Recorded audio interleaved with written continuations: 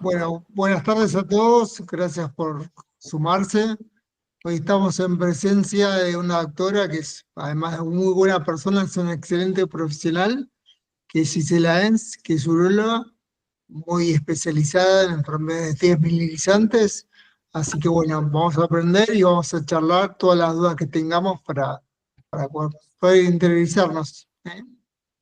Muchas gracias por sumarte, Gisela. La verdad es un honor para nosotros tenerte. Leo nos habló muy bien de vos. El otro día que charlamos, la verdad que me caíste muy bien, así que muy agradecido con tu tiempo y ansioso por escuchar. La verdad es un tema que nos interesa a todos.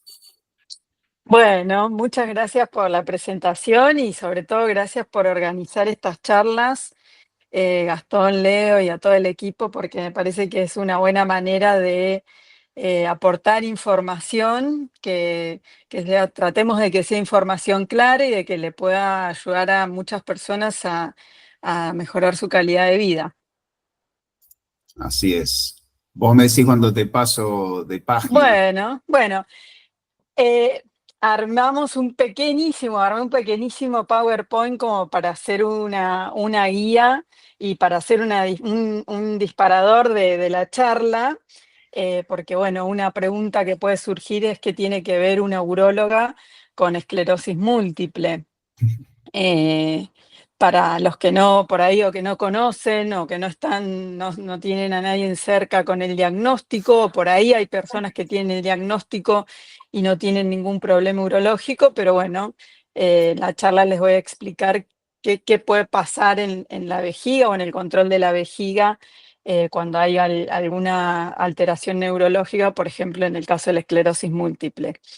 Pero para hacerles una introducción, este dibujito nada más es para recordarnos, bueno, cómo funciona la vejiga o cómo pensamos que funciona la vejiga. Uno, cuando tiene una vejiga que funciona normalmente, en general está como muy subvalorado.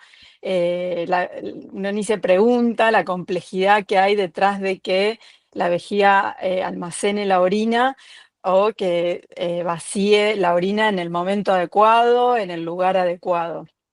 Entonces, la neurofisiología de la micción, que es lo que estudia todo este funcionamiento, es sumamente compleja, tampoco que lo voy a aburrir con toda esa explicación, pero simplemente saber que hay múltiples circuitos sí, que controlan la vejiga y que estos controles se dan en distintos niveles del sistema nervioso central. Si el sistema nervioso central está compuesto por el cerebro y también la médula, y también estas zonas son blanco de la desmielinización, que es lo que puede ocurrir en la esclerosis múltiple. Entonces, si yo dependo de vías que tienen que estar íntegras o de circuitos que tienen que estar íntegros para que haya una conexión entre la vejiga, el cerebro, la parte de la corteza, que es la parte del cerebro que hacemos consciente, y un montón de circuitos que son inconscientes que ocurren en la vejiga, esos canales que tienen que estar eh, totalmente sanos y normales. ¿Cómo funciona normalmente? La vejiga se va llenando, es un órgano que tiene esta doble función, la función de almacenamiento y la función de vaciado. Durante la fase de almacenamiento, la vejiga es un músculo, ¿no? Es un músculo que está cubierto como si fuera una alfombrita que se llama uroepitelio, y el músculo se llama detrusor, y por fuera hay una capita que se llama serosa. Este músculo tiene una capacidad muy interesante, que es la capacidad de estirarse cuando se va llenando de orina sin aumentar la presión, ¿sí? Esa capacidad de acomodarse se llama compliance en inglés, y eso es lo que permite que nosotros podamos, cuando tenemos una vejiga que es funcionante, podamos ir decidiendo cuándo queremos ir a orinar. Normalmente alrededor de los 150 mililitros, 200 mililitros, que no es que tome 200 mililitros, que muchas veces los pacientes pasan, tomo un vaso y tengo que ir a orinar. No hay un circuito entre el estómago y la vejiga. A ver, el líquido que uno toma se tiene que absorber en estómago, en intestino, pasa al torrente sanguíneo, del torrente sanguíneo pasa a los riñones, que son los encargados de filtrar la sangre, y lo que se descarta, junto con todos los detritus y el agua, va a formar la orina. ¿sí? Eso ocurre un tiempo después de que ingerimos los líquidos. Entonces, esta vejiga es como, a veces yo les digo como un tanque de agua, o sea, va juntando, hasta que en algún volumen nos va a ir avisando, bueno, tiene receptores de estiramiento, cuando se va estirando, la vejiga va avisando al cerebro, bueno, ya me estoy llenando, una vejiga normal lo podemos postergar, hasta que llega a un volumen aproximadamente entre 350 y 500 mililitros, medio litro, Medio litro. es lo que aguanta, lo máximo que aguanta una vejiga normal. Mirá. La vejiga normal es bastante amable, entonces por ahí si no estamos en el lugar adecuado puede tirar un poquito más y podemos aguantar un poquito más que eso, pero es aproximadamente esos volúmenes, ¿sí? Si ustedes quieren me interrumpen en cualquier momento de la explicación. Entonces, cuando nosotros tenemos una vejiga llena, que ya sabemos que no vamos a postergar más, podemos buscar un baño y en el momento en que nosotros consideramos que estamos en el lugar adecuado, en el momento adecuado, a través de la relajación del esfínter o de unos músculos que están en el periné, en las mujeres con eso es suficiente, se desencadena un reflejo, ¿sí? Que hace que ese músculo se contraiga, ¿sí? Facilitado por la relajación del esfínter, y la orina se vacíe. Nosotros lo único que podemos, digamos, coordinar conscientemente en el funcionamiento de la vejiga, uno se cree que domina mucho, pero lo que uno domina en realidad es el esfínter, ¿sí? Lo que se inerva de la parte que nosotros ya hablamos que es que uno puede controlarlo conscientemente, es la parte del esfínter, la relajación del esfínter. Todo lo demás es autonómico. ¿Qué quiere decir? Es como el latido del corazón o el estómago. Uno no puede decirle al estómago, vacíate más rápido, o al intestino que transite el contenido más rápido. O sea, eso va por un canal autonómico. Entonces, normalmente lo que decidimos es, bueno, cuándo podemos relajar el esfínter para que se vacíe la vejiga. Ahora, ¿qué pasa cuando estos circuitos están afectados por ejemplo, una desmielinización, ¿sí? Que es como que hay un cortocircuito en la información que va tanto para el lado de la vejiga, para el cerebro, como del cerebro o de algunos centros que hay en la médula hacia la vejiga. Si querés pasar la otra. Sí, ahí la paso. Bueno, esto habla es común que dentro de las afecciones que puede traer la esclerosis múltiple, que alguna le pegue al tracto urinario, o sea que el paciente o los pacientes con esclerosis múltiple, entre las desmielinizaciones, que se afecte de alguna manera la función de la vejiga, bueno, es bastante común. Como ven ahí, entre el 50 y hasta el 90% de los pacientes en algún momento de la evolución de su enfermedad puede llegar a presentar alguno de estos trastornos. Y lo más importante es que hay algunas otras enfermedades neurológicas en las cuales se pone mucho en riesgo la función renal. En la esclerosis múltiple puntualmente no es tan común la función renal, pero sí la disfunción de la vejiga o la alteración en la función de la vejiga puede traer un impacto muy negativo en la calidad de vida, ¿sí? De los pacientes. Hay varios estudios que lo han comprobado, inclusive pacientes con un compromiso motor, por ejemplo, de que tengan algún compromiso en la deambulación, si lo comparan a esta dificultad con la dificultad del control de la vejiga, les afecta más el control de la vejiga, porque obviamente nos afecta socialmente, nos afecta en la intimidad, nos afecta laboralmente, ¿sí? En un montón de situaciones. Normalmente, Perdón, sí, Gisela, que te Gastón. interrumpa, que me hicieron una consulta y quería hacértela, que creo que va en línea con esto, por lo que a mí me agarró también la duda. ¿Es normal tener urgencia urinaria aunque la vejiga no esté llena?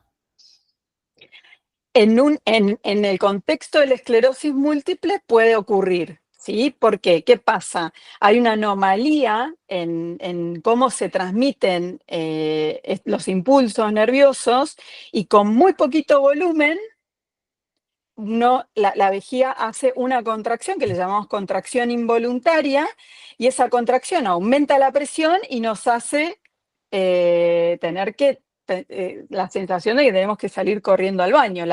Digamos, uno no tiene la conciencia de que si esa sensación era porque teníamos medio litro o porque tenemos 100 mililitros, pero la vejiga hizo un espasmo.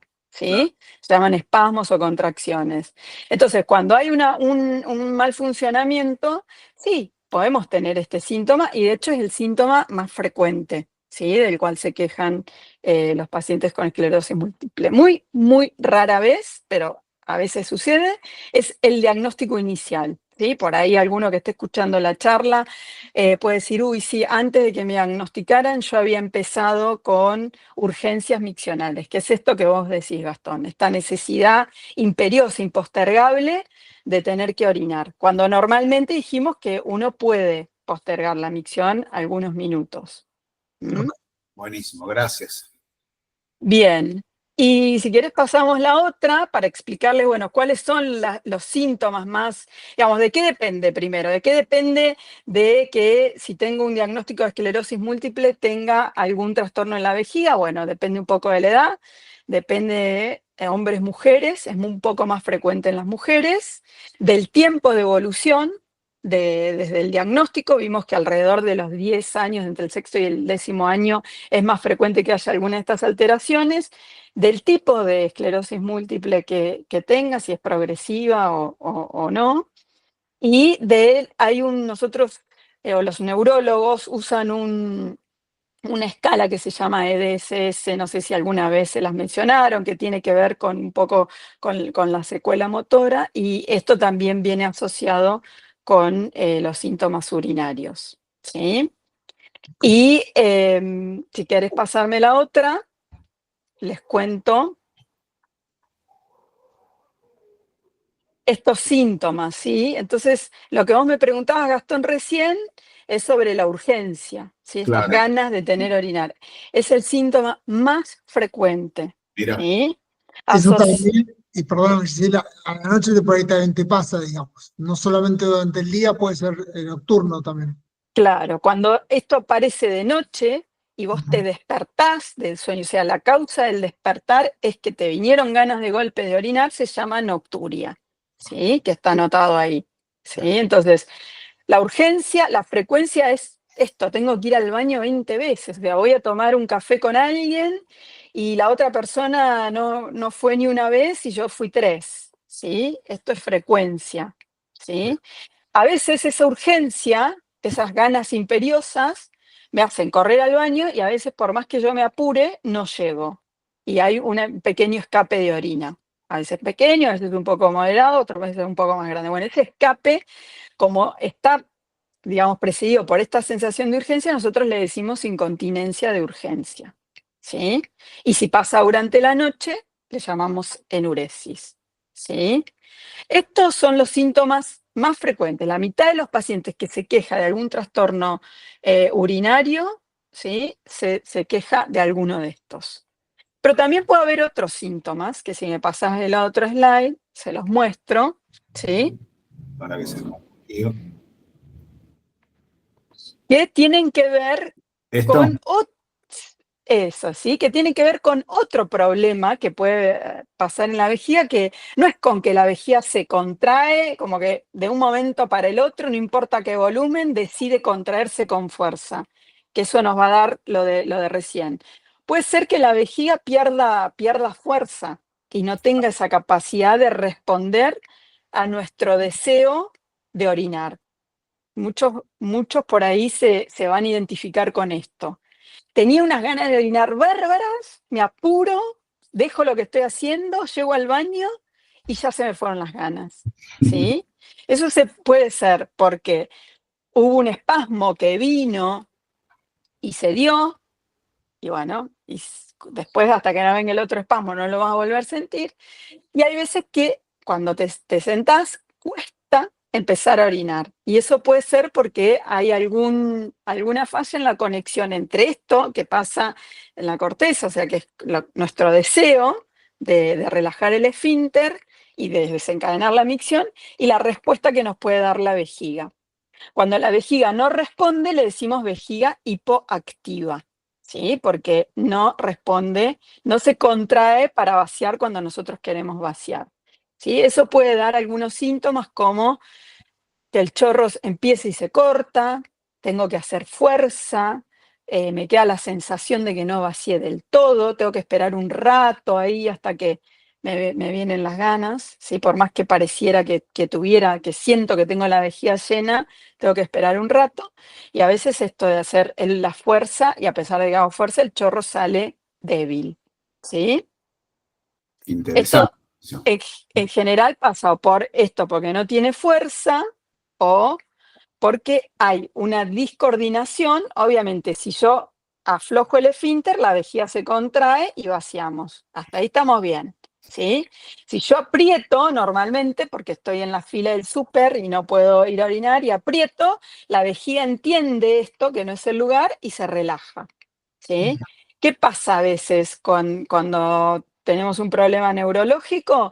Se contraen las dos juntas, ¿sí? Se contrae la vejiga, pero el esfínter también se contrae. Entonces, por un lado, tengo mucha presión de la vejiga y por otro lado, el esfínter no deja que esa orina salga. Esa es una situación distinta a las otras dos que mencioné, y a eso le decimos disinergia. Disinergia es como una falta de coordinación entre el esfínter y la vejiga, ¿sí? Te puedo hacer Cuando pasa, una sí, pregunta y te todas. interrumpa. ¿Qué señales deberíamos alertarnos, perdón, de que es necesario consultar con un especialista en neurología? Digamos, ¿qué cosas te parece que sería como para tener como una alerta, digamos, algo fuera de lo habitual?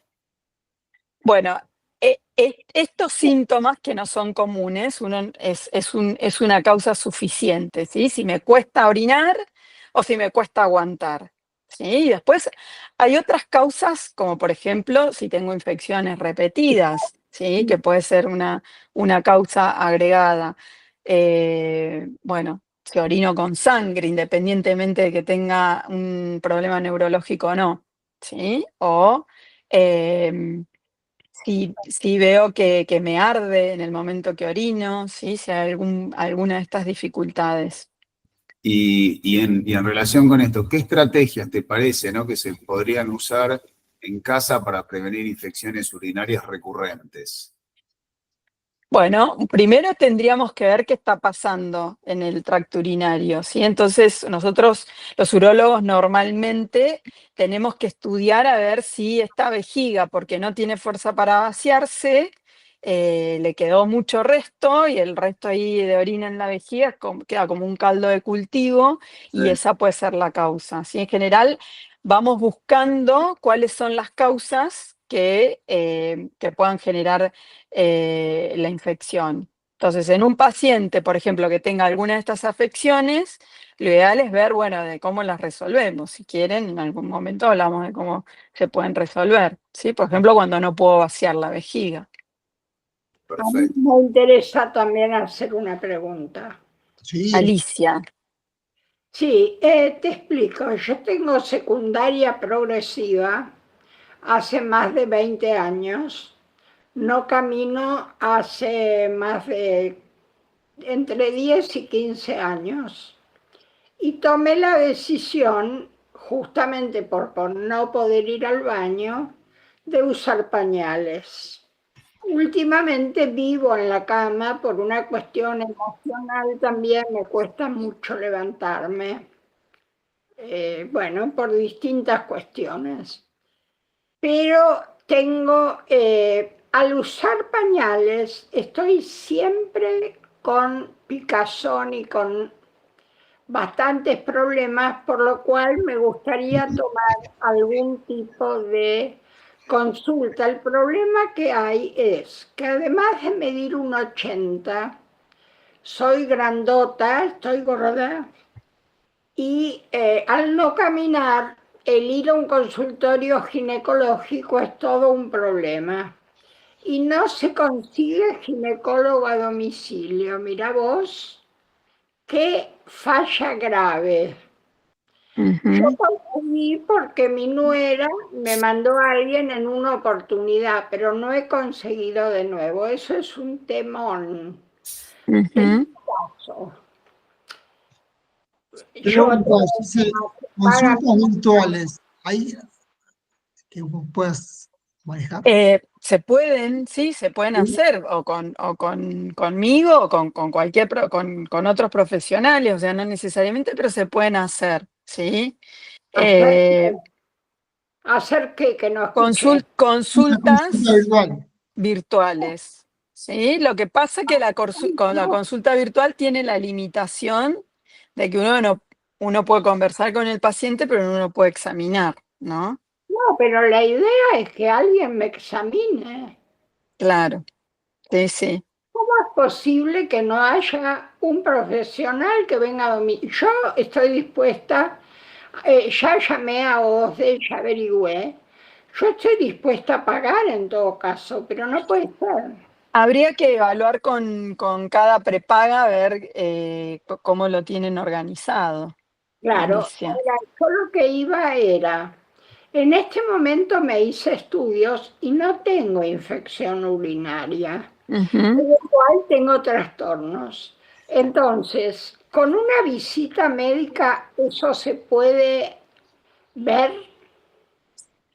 Con una visita a un especialista, ¿qué cosas sí se puede? Uno con una visita puede más o menos hacer una orientación sobre cómo está tu salud en el examen físico, eventualmente se piden estudios, así es como trabajamos los neurólogos, ¿no? Te piden estudios que se van evaluando la complejidad, depende de la necesidad. A veces, para algunos estudios, hay que trasladarse hacia un centro, ¿sí? O un centro de diagnóstico. Y de esa manera podemos hacer el diagnóstico adecuado de qué tipo de disfunción hay, ¿sí? Porque un poco eso lo graficaba, creo que en el próximo slide, de que las disfunciones miccionales en la esclerosis múltiple es el del rompecabezas. Este, Es un ahí, rompecabezas, o sea, nosotros tenemos que ir armando, dependiendo de lo que nos va diciendo el paciente y algunos estudios, a veces son estudios simples, a veces son estudios un poco más invasivos, pero a ver cuál es la combinación de síntomas que tiene el paciente para poder ayudarlo, ¿sí? Porque a todo esto que vemos en esta tortita repartida, hay un cuarto, uno de cada 4 pacientes va a tener síntomas combinados, o sea que si le arreglamos de un lado, le desarreglamos del otro, y tenemos que estar como muy atentos para justamente tratar de equilibrar, ¿sí? Acordate que nuestra principal función es tratar de mejorarte, primero no hacer daño como todos los médicos y segundo que mejores tu calidad de vida. ¿Sí? Igual yo creo que eso se puede ir hablando con el profesional que te atienda y ir evaluando, bueno, eh, por ahí minimizar las salidas, si a vos te cuesta salir, y ver qué médico te puede como empezar a ver en el domicilio y después si para algo puntual necesitas algo más específico, bueno, programar una salida para eso. ¿Mm?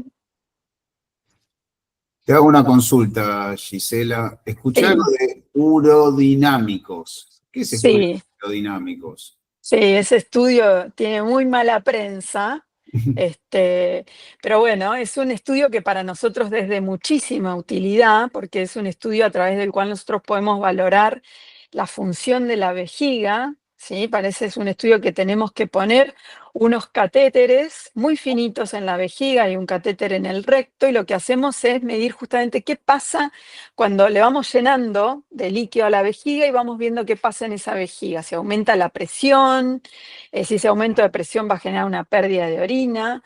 Se hace con los pacientes despiertos, se colocan los catéteres con una anestesia local, pero los pacientes están despiertos, pues es un estudio muy conversado, pues el paciente nos va diciendo, la paciente nos cuenta cuándo tiene ganas de orinar, si tiene molestias o no tiene molestias, le pedimos que tosa para ver que esté todo bien calibrado y en algún momento le pedimos que orine. Y ahí cerramos toda la evaluación. El estudio urodinamico en algunos casos es fundamental porque en estos temas en que la vejiga hace esta presión, puede aumentar esta contracción, aumenta la presión en la vejiga, y el aumento de la presión en la vejiga tiene doble impacto. Primero, puede generar pérdidas de orina, y segundo, que en algunos casos puede generar algún trastorno en la función de los riñones. Por eso nos interesa tenerlo bien estudiado. Bueno, muchas gracias. Aprendí una cosa nueva que no conocía. Después nos han hecho preguntas, así que nos fueron mandando en la semana algunas personas. ¿Qué opciones de tratamiento existen para la vejiga hiperactiva en pacientes con esclerosis múltiple? Buenísima. Bueno, la vejiga hiperactiva les aclaro que es ese conjuntito de más del 54% que vemos ahí en el slide, que es esta combinación de que corro al baño, de que se me escapa, de que me levanto a la noche, de que se me escapa a la noche, de que tengo que orinar a cada rato. Este tipo de afección tiene distintos tipos de tratamientos, desde cambiar conductas, por ejemplo, bueno, si tengo que salir, trato de evitar la toma de líquido en ese momento, regulo en qué momento voy a tomar líquidos, antes de dormir tampoco voy a tomar mucho, reglar las micciones, que quiere decir, bueno, voy a orinar cuando tenga, cada 3 horas voy a orinar para que no llegara a ese extremo. O si salgo de casa y voy a tomar, no sé, o a comer, sé que me gusta tomar café, claramente, siempre el ejemplo de ir a tomar un café y me fijo dónde está el baño para poder ir sin tener que tener un apuro. Eso es primera línea. Después hay fármacos que se pueden tomar, ¿sí? Y después hay otros tipos de tratamientos como la toxina botulínica o últimamente se está estudiando también algo que se llama neuromodulación, ¿sí? Que es a través de electroestimulación de las raíces nerviosas. Y, por ejemplo, los ejercicios de suelo pélvico, la Los fisioterapia, tienen un lugar sobre todo en otro tipo de incontinencia que también se puede ver, pero no es tan frecuente en este grupo de pacientes, pero que son las incontinencias de esfuerzo. Siempre que fortalecemos el piso pélvico, también nos va a ayudar a aguantar un poco más y evitar los accidentes, pérdida de orina. O sea, los ejercicios de piso pélvico no es que te van a resolver el problema de la vejiga hiperactiva, pero sí por ahí me deja mejor preparado para cuando venga una urgencia para poder orinar, llegar a orinar a tiempo, ¿no? está muy bien.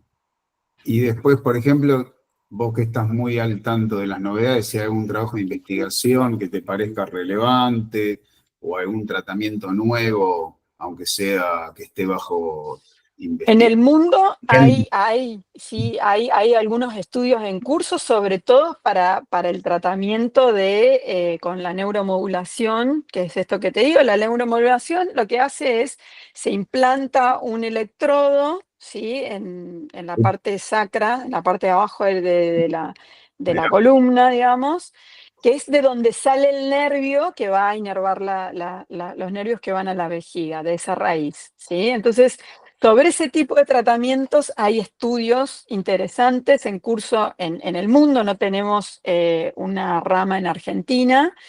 Y también están saliendo más publicaciones sobre otros tipos de estimulación o neuroestimulación, que es lo que se estimula es un nervio que nada que ver, pasa por detrás del tobillo interno, pero comparte la inervación con las raíces el origen con las raíces que van a la vejiga. Creo que los estudios nuevos que están y que estamos esperando los resultados tienen que ver con ese tipo de tratamientos. Interesante eso, ¿eh? Leo, Es alguna, interesante, sí. la verdad que... Y el tema de la alimentación, por ejemplo, y la ingesta de líquidos, ¿tiene alguna influencia? ¿Vos alguna recomendación tuya, alguna reflexión sobre eso? Lo que nosotros siempre recomendamos es que el líquido no debe restringirse, ¿sí? Por perder orina, que es lo que todo el mundo tiende a hacer como intuitivamente. Si pierdo orina, no Sí, tomo líquido. sí, sí. Y eso tiene un impacto grave en otras funciones, entre ellas la función renal, pero todas las funciones del organismo necesitan líquido. Lo que recomendamos es que se organice la ingesta para momentos donde, si tengo urgencias, que yo pueda tener accesible un baño, ¿no? Pero no restringir.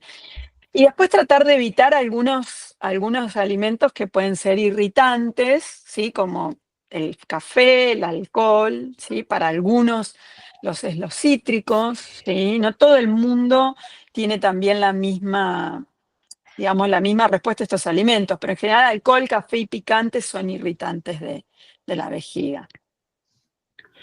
Yo quiero hacer un comentario al respecto. Yo le doy mucha importancia a la parte mental, porque a pesar de estar usando pañales cuando salgo para una salida larga, es impresionante, a pesar de no cuidarme con el líquido, no hago pis en la salida. Es Dice, un misterio.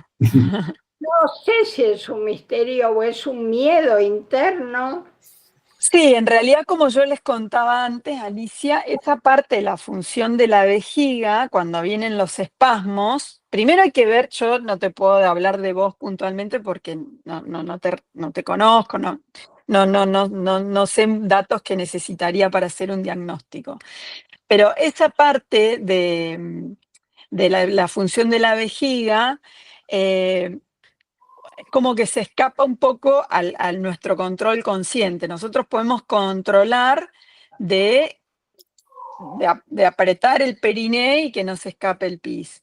Pero lo que sí puede pasar es que de alguna manera no se forma tanta orina en ese momento, entonces no sé, puede ser que las pérdidas se den a determinado volumen, pero no lo sé, no te lo puedo decir porque, ya te digo, deberíamos eh, Yo voy evaluarte. a tomar alguna consulta contigo, si es que tú tienes consultorio, para hacer algún tipo de consulta privada, ¿no?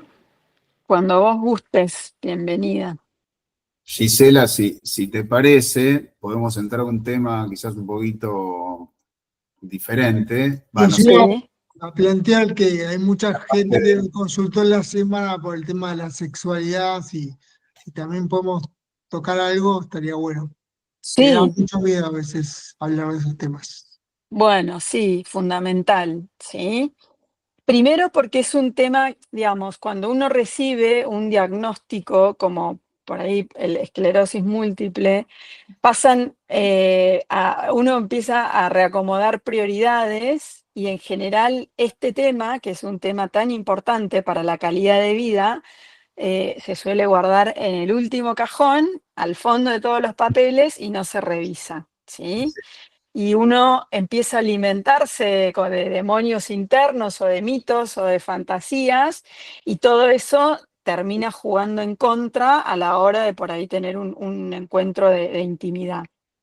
Em, lo que te puedo decir en general de la sexualidad o de la salud sexual en esclerosis múltiple es que sí sabemos que en algunos casos se pueden afectar estas funciones, pero que muchas veces, de hecho, existe una clasificación entre afección primaria, secundaria y terciaria, porque una de las afecciones más comunes tienen que ver con aspectos más psicosociales, o sea, de por ahí de miedo, de vergüenza, de que uno tiene como una autopercepción física diferente, a uno le parece que ya no corresponde, inseguridades, ansiedad, depresión, ese tipo de cosas.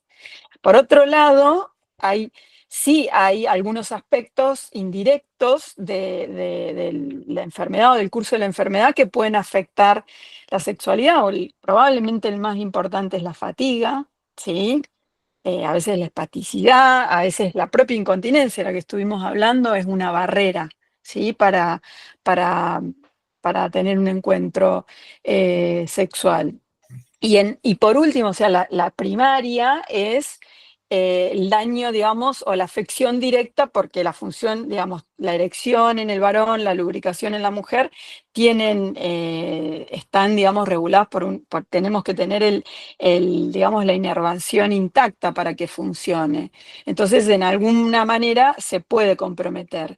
Pero todos estos aspectos se pueden conversar a fin de mejorarlos y de tratarlos, ¿sí? Para que todas las personas puedan tener una vida sexual plena, ¿sí? Porque una imagen en una tomografía o en una resonancia no nos define, ¿sí? Entonces, eh, muchas veces uno se deja definir por un diagnóstico y si bien los profesionales sabemos que puede haber algunas alteraciones, no quita de que uno pueda encontrarle la vuelta. Entonces, es importantísimo traer esta consulta, pero traerla uno, o sea, cuando uno va a la consulta y decir, bueno, me está pasando esto, ¿a quién veo? Porque el neurólogo a veces tiene muchísimas cosas de las cuales preocuparse o muchas preguntas para hacerles de muchos otros aspectos, y este aspecto queda como para el final. Y bueno, que sepan que existimos profesionales, los urólogos ayudamos bastante, hay también sexólogos específicamente, pero que esto se puede mejorar, o sea, nadie se tiene que restringir en vivir una vida plena eh, por tener un diagnóstico, ¿no? Te hago una pregunta que nos hicieron sobre este tema. ¿El uso de fármacos para la disfunción eréctil es seguro en pacientes con esclerosis múltiple? Sí, es seguro, ¿sí? Hay que obviamente ver si es la indicación adecuada, ¿sí? Porque muchas veces uno dice, bueno, no me funciona, ya tomé y no funciona. Bueno, hay que ver si la causa era la que trataba el fármaco, ¿sí?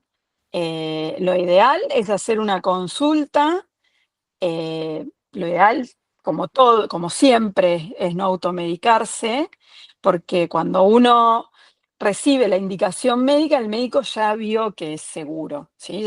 Uno ve una serie de aspectos, pero no es que el fármaco es inseguro, ¿eh? Uno tiene que ver una serie de factores, otros fármacos que esté tomando el paciente, y cuando uno lo indica justamente porque eh, va a generar un beneficio. Está muy bien. Por tu experiencia, ¿hay algo que le hayas enseñado a un paciente que recuerdes especialmente en tu vida profesional? Así, a ver. Dentro de esto Sí, ya que de estamos la en esta temática, sí, No, a ver, muchas veces uno conversando, no es que se lo haya enseñado yo, pero bueno, los mismos pacientes eh, pueden, cuando uno va haciendo las preguntas, el mismo paciente puede ver, bueno, cuánto de esto es orgánico, cuánto de esto es ansiedad de performance en cuanto a lo sexual, ¿no? sí. Eh, Cuando uno sabe o cuando uno entiende o cuando uno le explican, uno puede como acomodarse mejor ante la situación y también, bueno, decir, bueno, es verdad, esto es cierto que esto me da miedo o que me da inseguridad, ¿no? Obviamente que no es en todos los casos, ¿eh? Somos muy conscientes, los urólogos, que tenemos de todos los grupos de pacientes, pero yo creo que eh, está bueno iniciar la conversación desde lo más tempranamente posible, de que uno se compone y puede empezar a rearmar la vida después de un diagnóstico que inicialmente puede generar un impacto, para, bueno, saber que hay procesos que son esperables, pero que hay posibilidad de acompañamiento, ¿sí? Y de tratamiento muchas veces. Yo, Leo, si no hay otra pregunta, tengo una pregunta de cierre. Dale. Y si no, en la comunidad, si uno quiere preguntar algo, también puede ser. Si alguien quiere preguntar algo, hable ahora o calle para, no sé si siempre es un poco fuerte, pero si no, tengo una última pregunta de cierre. A ver, hago silencio. ¿Quiere alguien preguntar a alguien? ¿Se anima? A la 1, a las 2, a las 3.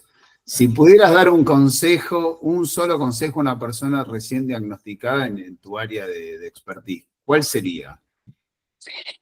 Que se informen, que busquen una información confiable, ¿sí? Que no, puntualmente en mi área, que no lo guarden en el cajón, porque tanto incontinencia como alteraciones en la sexualidad son temas que a uno no los anda ventilando por ahí.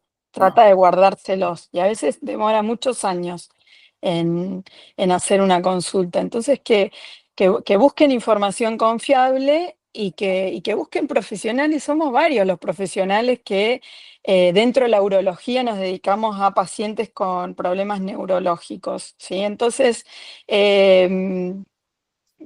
digamos, en general, siempre recibo esto de que, uy, esto cómo me mejoró la calidad de vida, pensaba que esto iba a ser horrible y sin embargo, eh, creo que podemos ayudar. Así que se informen con información de calidad, ¿no?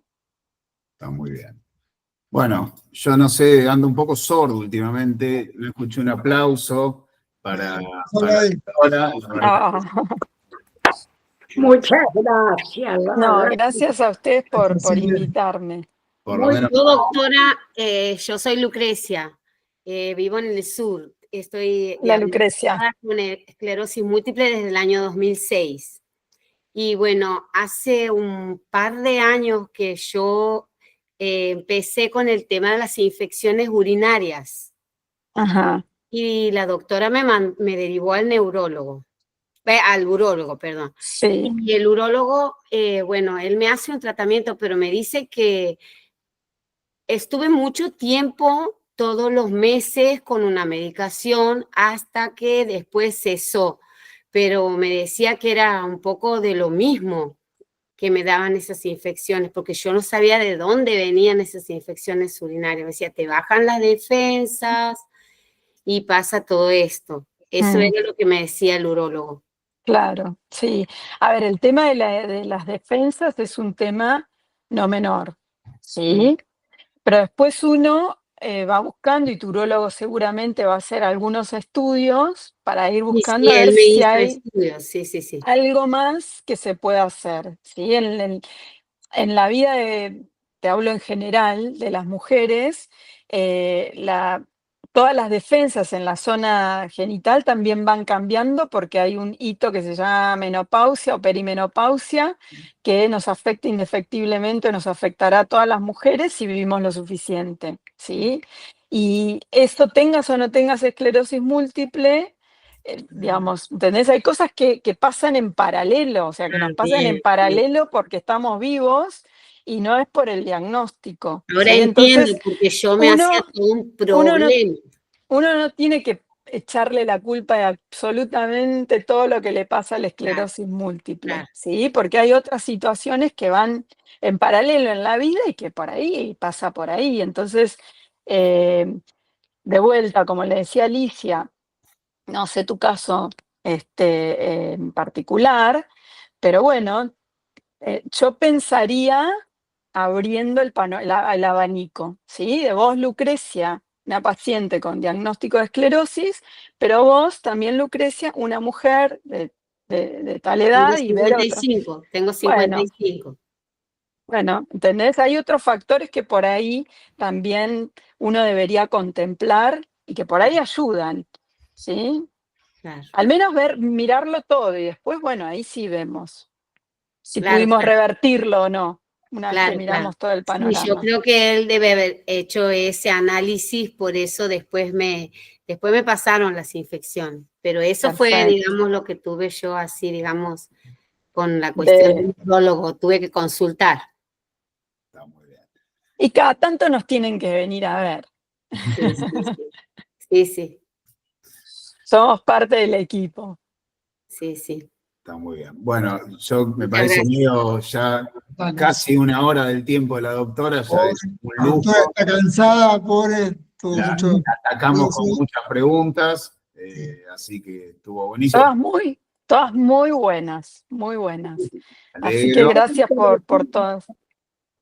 Yo quería decir que realmente me pregunto cómo no se me ocurrió hacer antes una consulta urológica. A pesar de que yo me hice el estudio eurodinámico al comienzo. Igual sos joven, Alicia. Yo tengo solo 80. Nunca es tarde, Alicia. Exacto, Joven. como dice ¿Qué Leo, apuro en tenés? buena ¿Qué apuro hora, tenés? en buena hora. ¿Qué apuro tenés? Así Bueno, es. un placer, doctora. Muchas Gracias. gracias, Cise, de corazón. Así que te agradecemos Bueno, mucho. gracias a ustedes y bueno, y que sigan por muchas charlas con especialistas más, ¿sí? Cuanto más información, mejor, ¿no? Así es. Así es. Como decís. Gracias por todo. Muchísimas Bueno, gracias. Gracias. Chao, Un buen saludo. fin de semana para todos. Buen Igualmente, fin de. gracias. chao, chao. Chao, Chao. hasta luego. Gracias.